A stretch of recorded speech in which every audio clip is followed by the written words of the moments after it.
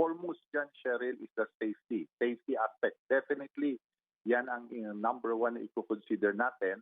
But also, titingnan natin na to prevent yung mga insidente nangyari, lalo na Sunday, para hindi na mangyari ulit. And also, magiging convenient nito sa ating mga pasahero kasi remember, nasa kanan ang babaan ng mga bus.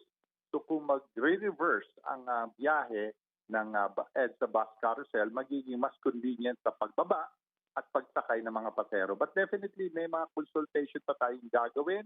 Aalamin natin lahat ng mga concerns or issues para DOTR will come up with the best solution sa idea na ito.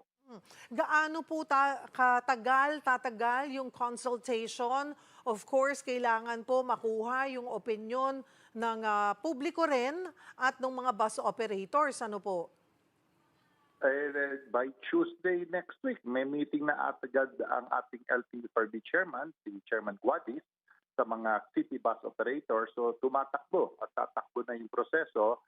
We will give ourselves siguro a month or so to really look at the issues. But definitely, once we make a decision, all things will be considered para sa ikabubuti ng sistema, ng proseso at saka safety ng ating mga mananakay.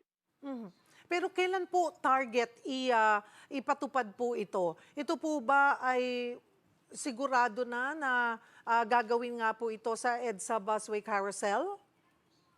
Hindi pa to sigurado, pag-aaralan pa nga, Cheryl, no? Kasi alam mo naman, ideas come, lumalabas ang mga ideya base sa mga sitwasyon, and this came up recently.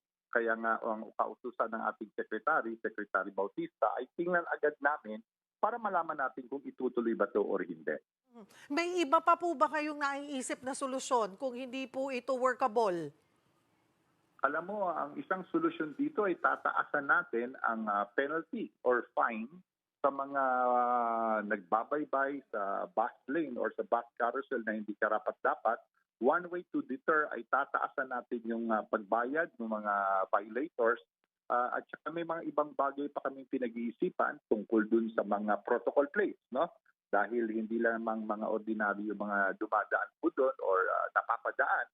Ngunit meron din tayong insidente ng mga naka-protocol plates. So pati yun, pati protocol plates ay titingnan ng DOTR para talagang malimit or almost zero ang ganong klaseng incident.